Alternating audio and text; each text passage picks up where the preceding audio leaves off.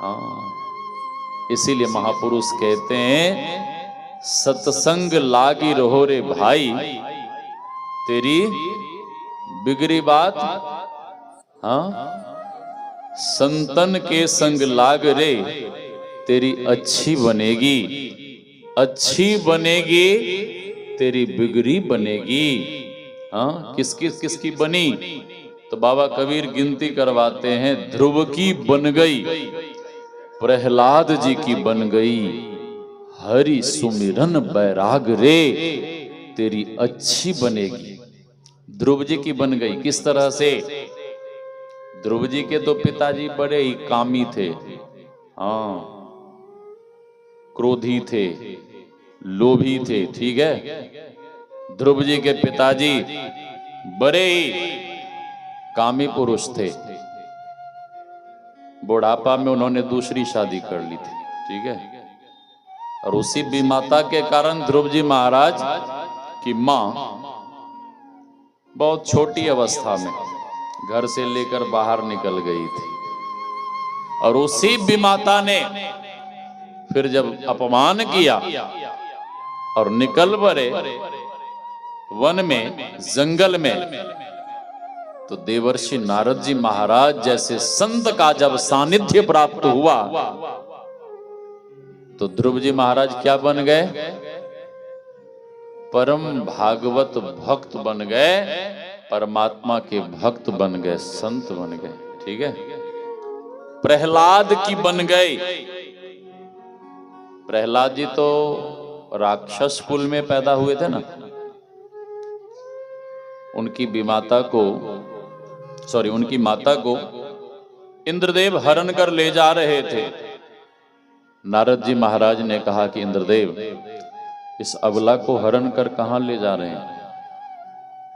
अरे जिसके पति भी घर में नहीं है, इसके पति तो तप करने गए।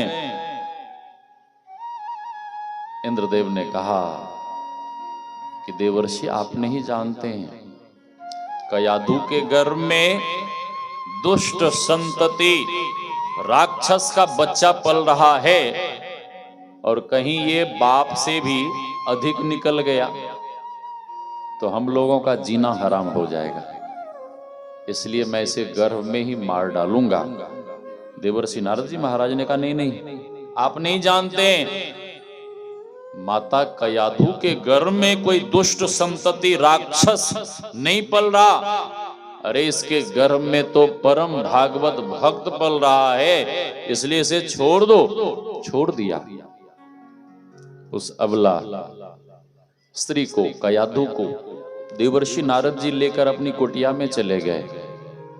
दीक्षा देते हैं, सत्संग सुनाते हैं।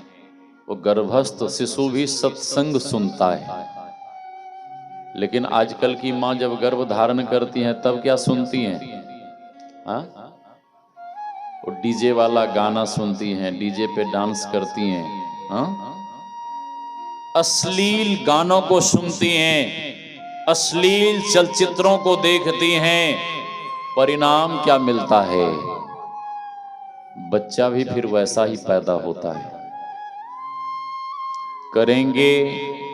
करेंगी अश्लील हरकतें, अश्लील गानों को सुनेंगी, अश्लील चलचित्रों को देखेंगी, और भगवान के मंदिर में, सामने भी यहाँ पे मंदिर है ना, हाँ, भगवान भोलेनाथ का मंदिर, भगवान भोलेनाथ के मंदिर में जाके कहेंगी कि हे भोलेनाथ, हे महादेव, मेरा बेटा तो ध्रुव जैसा होना चाहिए, मेरा बेटा तो प्रहलाद जैसा होना चाहिए, हे गुरु महाराज, मेरा बच्चा तो महर्षि संत सेवी जी महाराज के जैसा होना चाहिए। लोग नाम भी रख देते हैं, बेटे का नाम महर्षि संत सेवी, संत सेवी, हाँ, साही सेवी, हाँ, गुरु सेवी भगीरथ, ऐसा नाम लिख देते हैं। अरे जैसा आपने नाम रखा है संत के नाम पर, तद अनुकूल आपको पहले वैसा आचरण करना पड़ेगा। ध्रुव जैसा बेटा पैदा करने के लिए माता सुनीति के जैसा आचरण करना पड़ेगा। प्रहलाद जैसा बच्चा पैदा करने के लिए आपको माता कयाधु के जैसा आचरण करना पड़ेगा। माता कयाधु जब गर्भ धारण की तो गर्भ धारण के साथ ही क्या हो गया, दीक्षा लेकर सत्संग शुरू हो गया। पर वो गर्भस्थ बच्चा भी सत्संग सुनता था। हाँ, गर्भस्थ शिशु कौन, प्रहलाद जी सत्संग सुनते थे। और जैसे ही जन्म हुआ तो जन्म के साथ ही भगवत भक्ति में लग गए और भगवत भक्ति का ऐसा रंग चढ़ा, ऐसा रंग चढ़ा कि वह रंग राक्षसों के ऊपर भी चढ़ा दिया। हाँ, जो राक्षस उन्हें मारने जाते थे, जो राक्षस उन्हें सताने जाते थे, उनके भजन कीर्तन, उनके नाम जप को सुनकर वे दुष्ट राक्षस भी नाम जपने लगते थे। हाँ, भजन करने लगते थे, कीर्तन करने लगते थे। ये भक्ति की शक्ति है। ठीक है। हाँ, प्रहलाद की बन गई हरि सुमिरन बैरागरे। तो मैं कह रहा था सत्संग लागी रहो रे भाई, तेरी बिगड़ी बात बन जाई। हाँ, परसाहाट रानीगंज प्रखंड में है। वहां के एक सज्जन प्रोफेसर शिवनारायण प्रसाद यादव, बड़े ही गुरुदेव के परम भक्त, बड़े यम नियम वाले सत्संगी, नित्य नियमित रूप से साधन भजन करते, इतने साधन भजन करते, इतने ध्यान भजन करते कि गुरुदेव के शिष्यों ने उन्हें आचार्य की पदवी दी थी, दीक्षा देने का आदेश। गृहस्थ जीवन में थे। हाँ, और गुरुदेव के एक से एक शिष्य हुए कि जो गृहस्थ जीवन में रहकर भी उन्होंने इतनी साधना की, इतना ध्यान भजन किया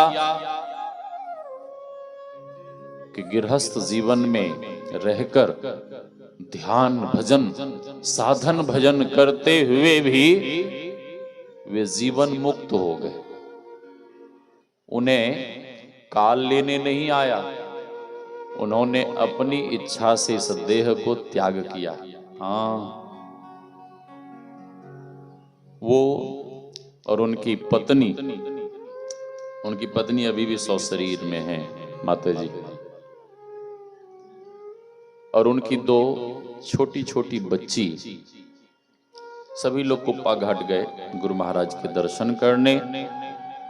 गुरुदेव के दर्शन कर, प्रणाम कर सभी लोग सत्संग में बैठ गए। उन दोनों बच्चियों का मन सत्संग में नहीं लगा। अब बच्चा बंदर एक समान, बच्चे लोगों को तो खेलने कूदने में ज्यादा आनंद आता है, बच्चे लोगों को सत्संग भजन में कितना मन लगेगा। लेकिन कुछ संस्कारी बच्चे हैं, आपके सामने भी बैठा नहीं छोटा बच्चा, देखिए ना। हाँ, मैं भी इसी उम्र से सत्संग करता रहा, लोग मजाक उड़ाते थे। हाँ, लोग कहते थे अरे ये देखो अभी से अखमुन्ना बन गया, आंख मूंद के ध्यान करता था ना। हाँ, तो लोग कहते थे कि देखो अभी से अखमुन्ना बाबा जी बन गया, श्री सदगुरु। हाँ, बचपन में ही मैंने दीक्षा ली थी। तो उन दोनों बच्चियों का मन सत्संग में नहीं लगा। वो दोनों बच्ची, उसमें से जो बड़ी बच्ची थी, अपनी माँ से कहती हैं कि मम्मी मम्मी सत्संग ऐसे नहीं सुनना चाहिए। तो माँ पूछती है कैसे सुनना चाहिए? उसकी माँ कहती हैं कि सत्संग तो गंगा स्नान कर पवित्र होकर सुनना चाहिए। उसकी माँ कहती हैं कि अरे पगली, सत्संग गंगा स्नान करने से तो केवल शरीर शुद्ध होता है, शरीर पवित्र होता है, लेकिन सत्संग सुनने से तो तन मन और अंतःकरण सब कुछ शुद्ध और पवित्र हो जाता है। बच्ची का मन सत्संग में नहीं लगा। वो दोनों बच्ची इधर उधर खेलने चली गई। खेलती हुई गंगा जी के किनारे गंगा जी में प्रविष्ट होकर जल क्रीड़ा करने लगी। गंगा जी में नहाती हुई वो गंगा जी के बहाव में बहने लगी, डूबने लगी। हाँ, डूबने लगी। और जब डूबने लगी तो छोटी बहन बचाने का प्रयास करती है और सफल रही। वो भागी मम्मी के पास, मम्मी मम्मी दीदी डूब गई, पापा पापा दीदी डूब गई। उसकी माँ घबराई, उसकी माँ बिल्कुल व्याकुल हो गई और कहने लगी अपनी पतिदेव से, प्रोफेसर साहब से, कि देखिए चलिए मेरी छोटी बेटी क्या कह रही, बड़ी बेटी डूब गई, चलिए। प्रोफेसर साहब कहते हैं कि यदि मेरी बेटी डूब गई तो मैं जाकर भी उसे नहीं बचा पाऊंगा। और यहां गुरुदेव का सत्संग चल रहा है, गुरुदेव ज्ञान दे रहे हैं। मेरी बेटी यदि डूब गई, डूब भी गई, तो मैं उसे जाकर भी नहीं बचा पाऊंगा। और यहां गुरुदेव ज्ञान दे रहे हैं, यदि गुरुदेव के ज्ञान को छोड़ कर गया तो मैं स्वयं इस भवसागर में डूब जाऊंगा।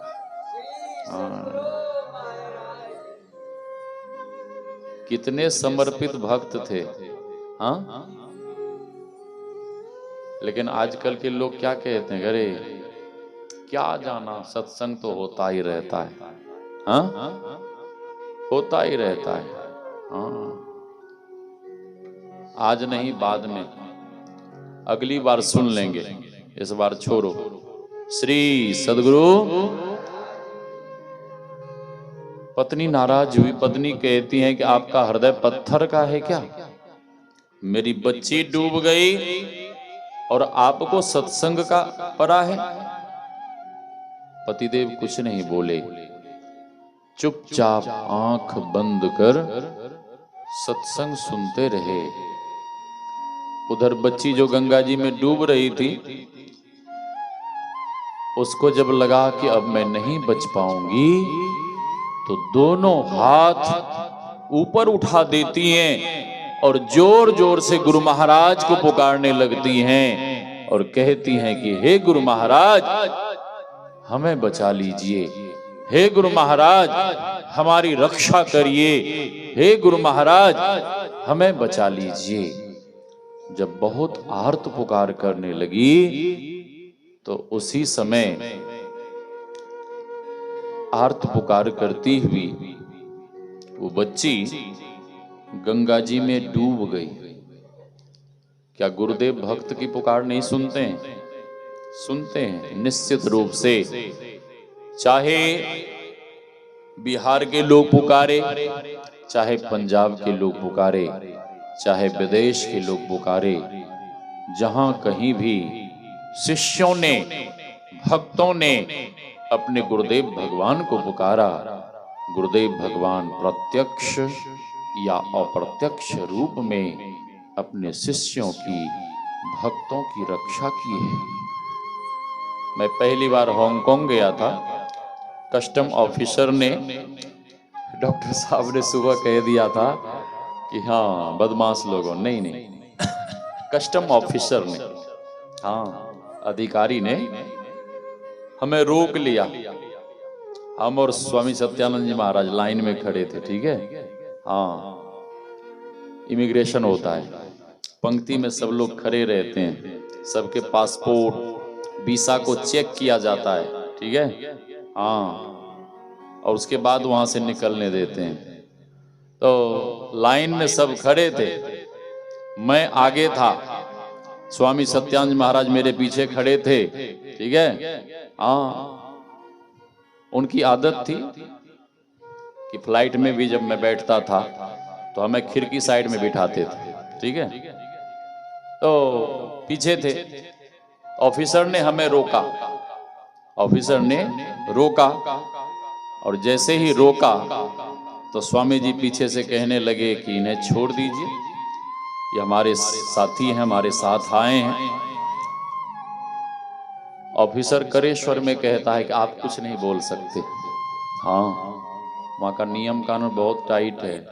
मैंने देखा है जब वहाँ कोई बदमाश बदमाशी करके भागता है, चोर लुटेरा, तो पुलिस पीछे से खदेड़ती है। हाथ में दस्ताना होता है, दस्ताने में वो कांटा होता है, कील वाला, कील वाला। जब वो पुलिस वाले एक थप्पड़ बदमाश को मारता है ना, तो पूरा ये चेहरे का ये मांस लोथरा सब निकल जाता है। ठीक है, हाँ। और बदमाश या कोई भी अपराधी को पुलिस वहां की पकड़ती है तो जेल में बंद कर बेंत से मारा जाता है। एक बेंत में आदमी बच जाता है, दूसरे बेंत, तीसरे बेंत में आदमी नहीं बचता है। इतना खतरनाक बेंत होता है। और जहां मारता है वहां से चमड़ा और मांस बिल्कुल उखड़ के बाहर आ जाता है। हाँ, हड्डी छोड़ देता है और कराह कराह के आदमी तरफ तरफ के मर जाता है। मैंने अपनी आंखों से देखा है, दक्षिण भारत के कुछ युवा लोग वहां छिपकर काम करते थे, मंदिर में इधर उधर नौकरी करते थे। एक दिन बस में पकड़े गए। वे लड़के लोग बहुत अच्छे थे, लेकिन चोरी छिपे वहां गए थे पानी वाले शिप में। हाँ, दलालों के थ्रू पकड़े गए, मृत्युदंड हो गया। हाँ, इतना नियम कानून टाइट। तो स्वामी जी ने कहा इन्हें छोड़ दीजिए। ऑफिसर कहता नहीं, आप कुछ नहीं बोल सकते हैं, आप बाहर चले जाइए। स्वामी जी बाहर चले गए। मुझे बेटिंग हॉल में बिठा लिया और मेरा पासपोर्ट डॉलर ले लिया। अब मैं निश्चिंत होकर बैठा था कि लोग छानबीन करेंगे और हमें छोड़ देंगे। मुझे नहीं पता था कि लोग क्या करेंगे। ठीक है, पहली बार मैं गया था हांगकांग।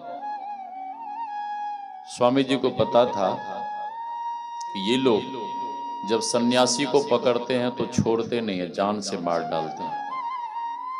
स्वामी जी दुखी होकर रोने लगे और गुरु महाराज से प्रार्थना करते हुए कहने लगे कि हे गुरुदेव, अब इस विदेश की धरा पर आपके सिवा और कोई रक्षक नहीं है, कोई बचाने वाला नहीं है। बोल भी रहे हैं, प्रार्थना कर रहे हैं, रो रहे हैं और गुरु महाराज से कह रहे हैं कि बिनु तुम कृपा को बची सके, तिहु काल तीनहु लोक में प्रभु शरण तुम आरत जना, तू सहाय जन के शोक में। हे गुरुदेव, अब आपके सिवा इस विदेश की धरती पर मुक्तानंद जी को बचाने वाला और कोई नहीं है।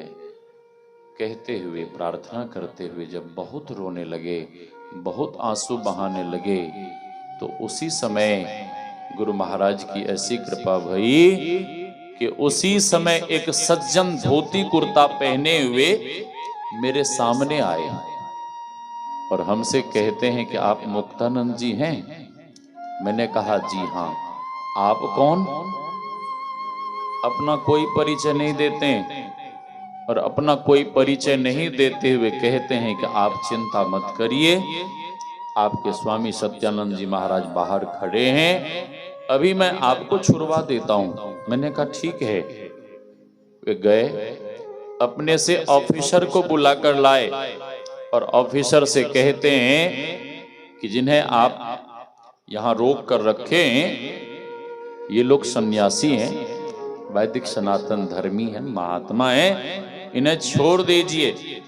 और वो ऑफिसर हमें बुद्धिस्ट सन्यासी समझकर पकड़ लिया था, क्योंकि कपड़े मैंने उस कलर के पहन रखा था, इस कलर के कपड़े थे। वो बुद्धिस्ट सन्यासी लोग पहनते हैं उस कलर के कपड़े। सिंगापुर में एक माता जी ने हमें जापान से कपड़े मंगवा कर दी थी, वही कपड़े पहन कर गया था। वे सज्जन कहते हैं कि इन्हें छोड़ दीजिए, ये लोग सत्संग कथा प्रवचन के लिए आए, इन्हें छोड़ दीजिए। जब ऑफिसर को सारी बातें समझ में आई तो ऑफिसर हमसे कहता, सॉरी स्वामी जी, हमसे गलती हो गई, संदेहवश मैंने आपको पकड़ लिया था, ये लीजिए अपना पासपोर्ट और डॉलर। पासपोर्ट डॉलर दिया और हमसे कहता है कि आप उधर से चले जाइए, घूम के रास्ता था। मैंने कहा ठीक है। मैं तो उधर से घूम कर जाने लगा और वे सज्जन ऑफिसर संग संग किसी शॉर्टकट रास्ते से स्वामी जी के पास पहुंचे और स्वामी जी से कहते हैं, वे सज्जन कहते हैं कि आप स्वामी सत्यानंद जी महाराज हैं? उन्होंने कहा जी हाँ। आप कौन? वहां भी अपना परिचय नहीं देते हैं और कहते हैं कि आप चिंता मत करिए, आप दुखी मत होइए, आपके साथी स्वामी मुक्तानंद जी को छुड़वा दिया है, वे आ रहे हैं, आ रहे हैं। स्वामी जी ने परिचय पूछा, नहीं बताए, ठीक है, नहीं बताए।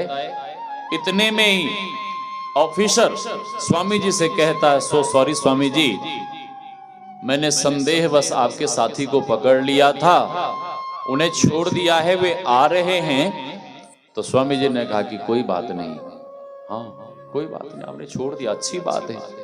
हाँ, जितनी देर के लिए स्वामी जी की दृष्टि ऑफिसर के तरफ गई, उतनी ही देर में वे सज्जन जो हमें बचाने आए थे, छुड़ाने आए थे, वहां से उसी समय वो गायब हो गए, अदृश्य हो गए,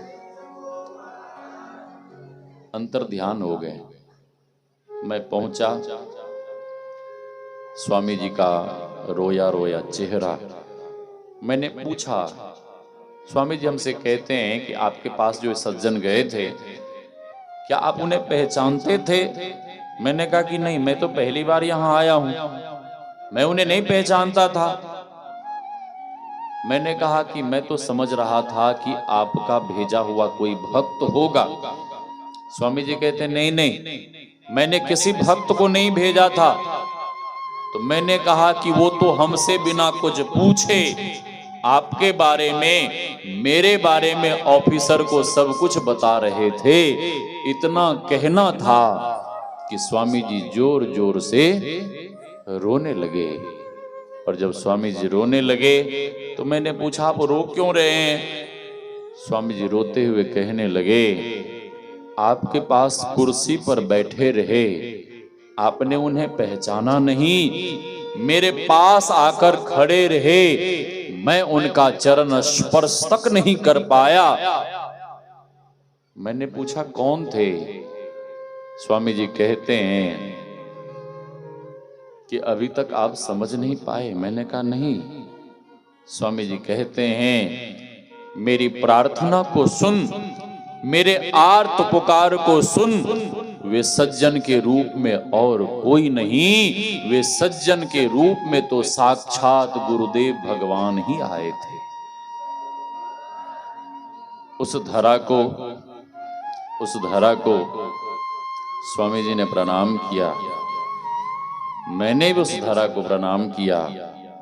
फिर हांगकांग शहर में जहां कार्यक्रम था, हम लोग फिर उधर चले गए।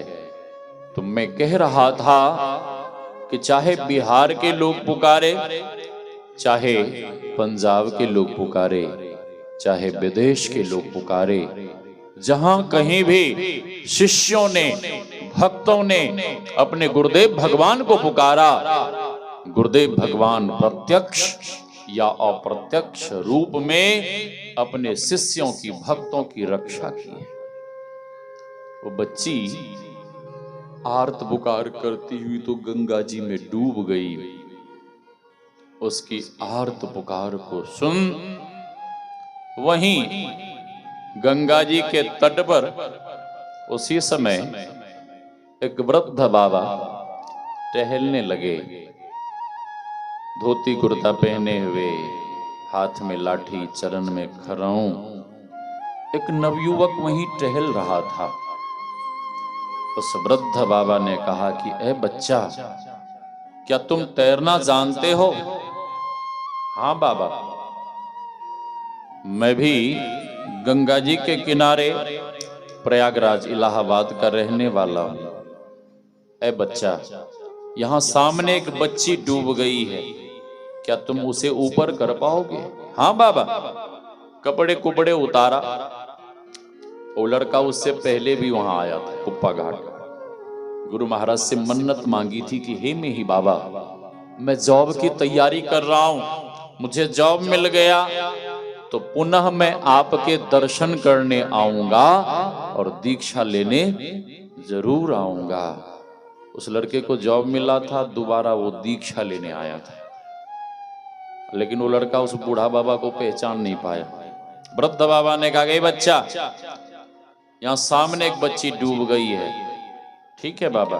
कपड़े कुपड़े उतारा, छलांग लगाया, डुबकी लगाई, लेकिन बच्ची नहीं मिली। और जब बच्ची नहीं मिली तो नवयुवक कहता कि बाबा, यहां कोई बच्ची नहीं डूबी है। उस वृद्ध बाबा ने कहा कि ए बच्चा, बच्ची यहीं सामने डूबी है, ये देख मेरी लाठी, मैं जहां इशारा कर रहा हूं वहां जब तुम डुबकी लगाओगे तो बच्ची जरूर मिल जाएगी। उस वृद्ध बाबा के इशारे पर उस नवयुवक ने जब दोबारा डुबकी लगाई तो बच्ची का शरीर रेत मिट्टी से ढक गया था, बाल जल में तैर रहा था। वो नवयुवक बच्ची के बाल को पकड़ा, उठाकर कांधे पे रखा और तैरता हुआ ले जाकर गंगा जी के किनारे रख दिया। उधर हल्ला हुआ सत्संग मंदिर में, श्री सदगुरु, हल्ला हुआ, बच्ची डूब गई, बच्ची डूब गई। सभी लोग भागे भागे गए, और जब भागे भागे वहां गए तो लोगों ने क्या देखा कि बच्ची तो गंगा जी के किनारे पड़ी हुई है। लोगों ने कहा, प्रोफेसर साहब, आप तो कह रहे थे कि मेरी बेटी डूब गई, आपकी बेटी तो किनारे में पड़ी हुई है। प्रोफेसर साहब रोते हुए कहने लगे कि छोटी बिटिया के कथनानुसार मेरी बड़ी बेटी डूब गई होगी, और मैं गुरुदेव का सत्संग सुन रहा था। सूचना मिलने पर भी मैं अपनी बिटिया को देखने नहीं गया। मुझे तो ऐसा लगता है कि गुरुदेव एक रूप से सत्संग सुना रहे थे और दूसरे रूप से गुरु महाराज मेरी डूबी हुई बिटिया को निकालने के लिए गंगा जी चले गए होंगे। ऐसा हुआ होगा, ऐसा हुआ होगा। ठीक है, अनुमान लगा रहे हैं। बातें बाद में खुली कि वे वृद्ध बाबा कौन थे, बाद में बातें खुली। प्रोफेसर साहब रोते हुए बिलखते हुए गए, अपने उस निष्प्राण जैसी बच्ची को गोदी में उठाते हैं और रोते बिलखते गुरनिवास गए। पूज्यपाद महर्षि संत सेवी जी महाराज पूछते हैं कि प्रोफेसर साहब, आप क्यों रो रहे हैं? पूज्यपाद महर्षि संत सेवी जी महाराज के पूछने पर प्रोफेसर साहब ने कहा कि देखिए ना बाबा, हम लोग सत्संग मंदिर में सत्संग कर रहे थे और मेरी बच्ची गंगा जी में डूब गई। देखिए ना, इसके शरीर में चेतना नहीं है, इसके शरीर में प्राण नहीं है। पूज्यपाद कहते हैं कि प्रोफेसर साहब, आप लोग सत्संग मंदिर में सत्संग कर रहे थे और आपकी बच्ची गंगा जी में डूब गई थी, डूब गई थी, लेकिन गुरु महाराज की कृपा से आपकी डूबी हुई बच्ची गंगा जी से बाहर आ गई। और जिन गुरुदेव की कृपा से आपकी डूबी हुई बच्ची गंगा जी से बाहर आ गई, क्या वे गुरुदेव आपकी बच्ची को मरने देंगे? ले जाइए, पास में मायागंज हॉस्पिटल है, उपचार करवाइए। और हम गुरु महाराज से प्रार्थना करते हैं कि आपकी बच्ची के शरीर में जल्द ही चेतना आ जाए, प्राण आ जाए। ले जाइए। ले गए। डॉक्टर ने जवाब दे दिया। डॉक्टर ने कहा, बच्ची का शरीर पीला पड़ गया है, हाँ अब कुछ नहीं हो सकता, ले जाइए इसे वापस। प्रोफेसर साहब ने कहा कि डॉक्टर साहब, जीवन और मृत्यु तो परमात्मा के हाथ में है, आप उपचार तो करिए। आप इलाज तो करिए। हाँ, बहुत कहने पर डॉक्टर ने उपचार शुरू किया, थोड़ी औषधि दी और थोड़े से ही उपचार के बाद, माइक रख दीजिए साहब, माइक हटाइए, अपने हाथ से हटाइए। हाँ, श्री सद्गुरु, श्री सद्गुरु। डॉक्टर ने उपचार किया, थोड़ी औषधि दी और थोड़े से उपचार के बाद गुरु महाराज की ऐसी कृपा हुई कि गुरु महाराज की दया से उस निष्प्राण जैसी बच्ची के शरीर में प्राण आ गया और वो बच्ची जीवित होकर उठकर बैठ गई। बच्ची अभी भी है, शिक्षिका है, यहीं बनमनखी के पास जॉब करती हैं, रसार में। और वो जो छोटी बहन थी उसकी, वो रघुनाथपुर बघेली में, अभी कुछ महीने पहले मैं उसके घर के उद्घाटन में गया था। हाँ, तो महापुरुष कहते हैं सत्संग लागी रहो रे भाई, तेरी बिगड़ी बात। उस बच्ची को तो चले जाना था, लेकिन गुरु महाराज की कृपा से उस बच्ची को नवजीवन मिला। उस बच्ची से उसके पिता पूछते हैं कि बेटी, जब तुम डूब रही थी तो मुझे क्यों नहीं पुकारी? और बच्ची कहती है कि पापा, जब मैं डूब रही थी तब आप लोग सत्संग मंदिर में सत्संग कर रहे थे और मैं पुकारती भी तो आप लोग नहीं सुनते। आप लोग सत्संग के समय कभी कभी कहा करते थे कि गुरुदेव दूर की पुकार सुनते हैं, नहीं, ज्यों गुरु बसे बनारसी शिष्य समुंदर तीर, एक पलक विसरे नहीं ज्यों गुण हो या शरीर। ठीक है, हाँ, गुरुदेव दूर की पुकार सुनते हैं। जैसे कि पूज्यपाद स्वामी सत्यानंद जी महाराज की पुकार विदेश में गुरुदेव ने सुन ली, ठीक है, और मैं बच के वहां से आ गया। श्री सद्गुरु, ठीक है, मुझे क्यों नहीं पुकारी? बच्ची कहती है पापा, मैं पुकारती भी तो आप लोग नहीं सुनते। पापा, आप लोग कहा करते थे कि गुरुदेव दूर की पुकार सुनते हैं। पापा,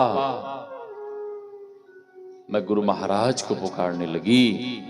पापा, मैं तो डूब गई थी। पापा, मैं गुरु महाराज की कृपा से गंगा जी से बाहर आ गई।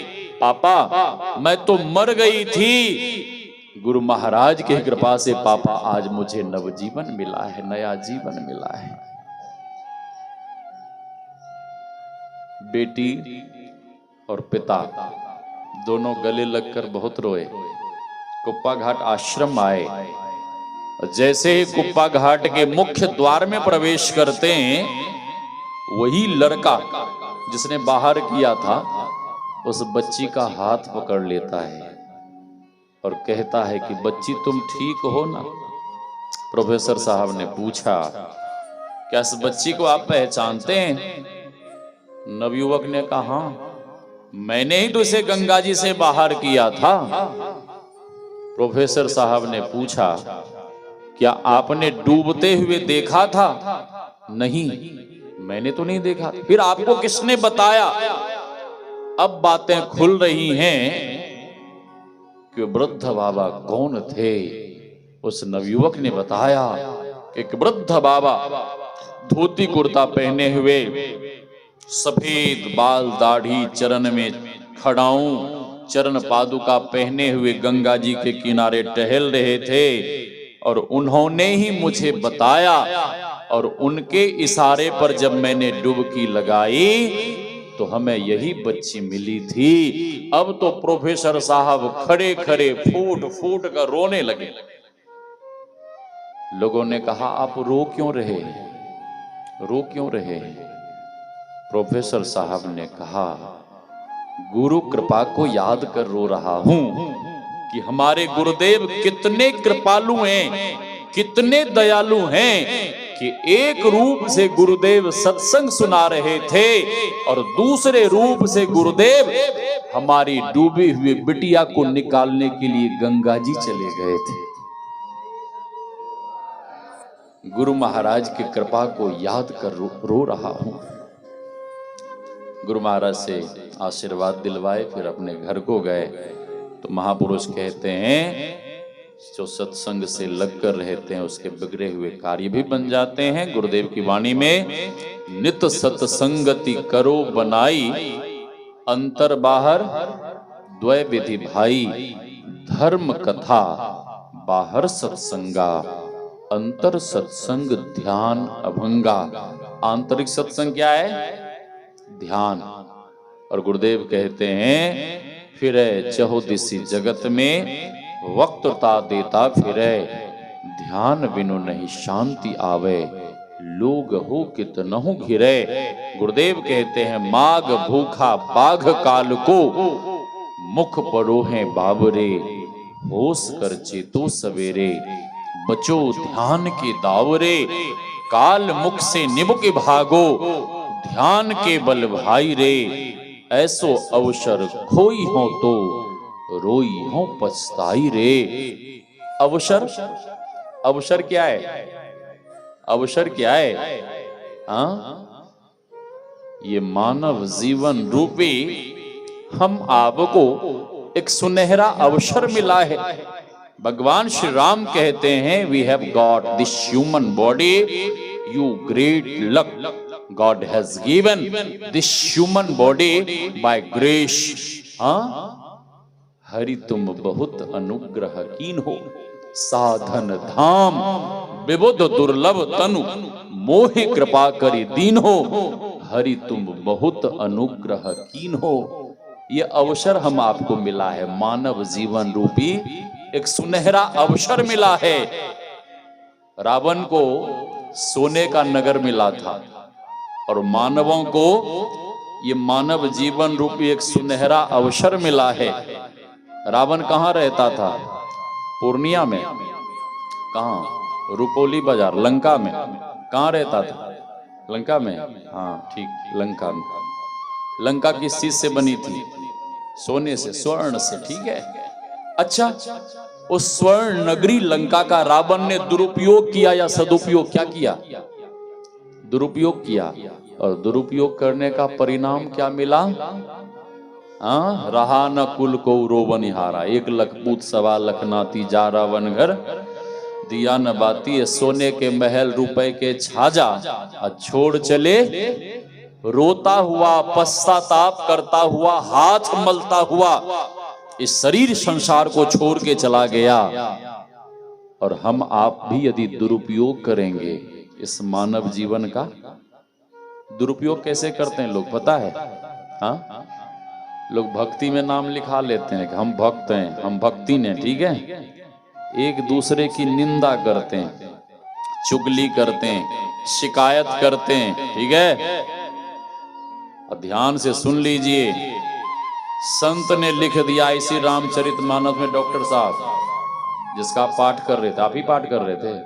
हाँ, इस रामचरितमानस में संत ने, पहुंचे हुए संत ने लिखा है कि जो एक दूसरे की निंदा करता है, चुगली करता है, शिकायत करता है, वो अगले जन्म में चमगादड़ बन के पैदा होगा।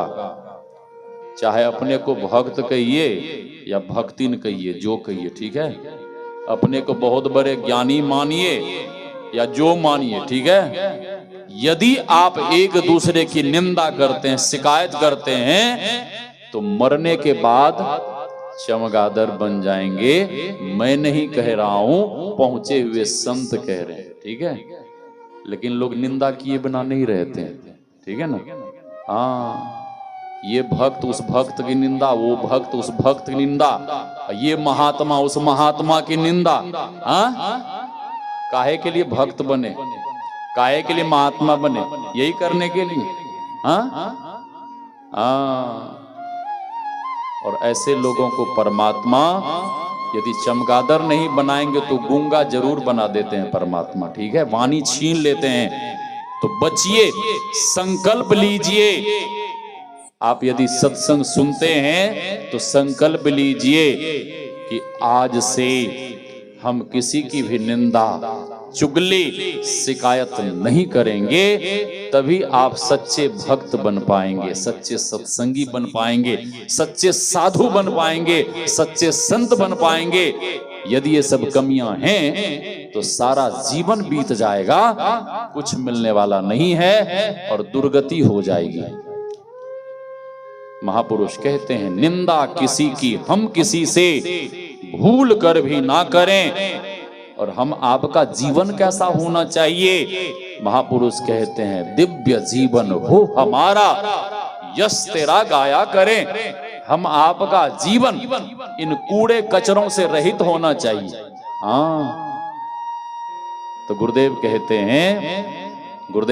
हैं, यदि काल के मुख से हम आप यदि बचना चाहते हैं तो काल के मुख से बचने का एक ही उपाय है, वह है ध्यान।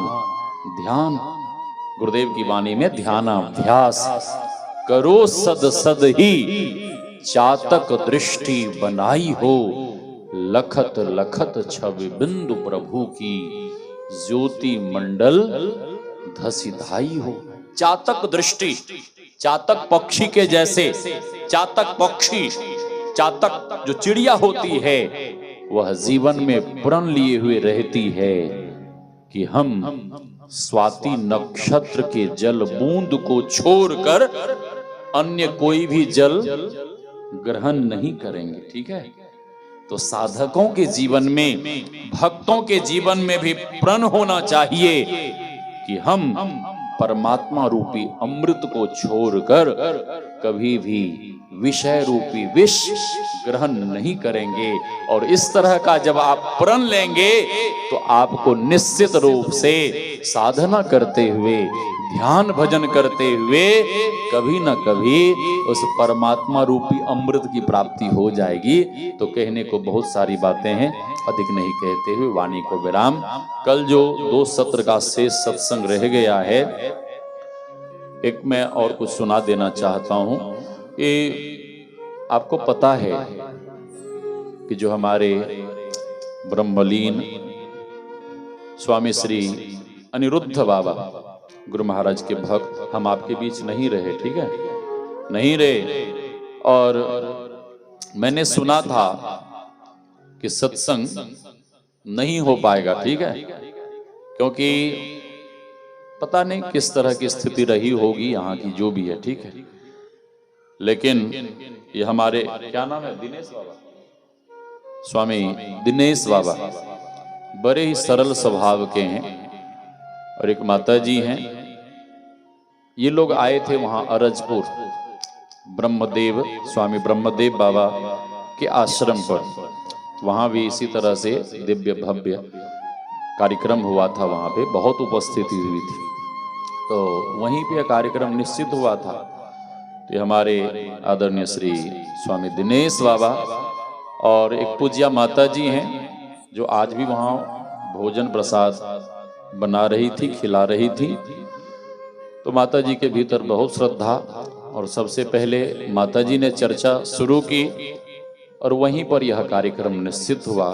तो बाबा तो चले गए, लेकिन हमारे स्वामी दिनेश बाबा ने बहुत हिम्मत किया, मेहनत किया, और यहाँ के सभी गुरुजनों ने, भक्तजनों ने, माताओं बहनों ने, सभी ग्रामवासियों ने हाथ बटाया, सहयोग किया। तो इनको भी हिम्मत हुआ कि नहीं, अब गुरु महाराज की कृपा से यहाँ सत्संग ज्ञान यज्ञ सफल हो जाएगा, करवा लूंगा, हो जाएगा। ठीक है, तो सभी लोग लगे रहे मिलजुल कर, और सभी लोग यहाँ की यज्ञ की तैयारी किए, और यह ज्ञान यज्ञ यहाँ पर चल रहा है।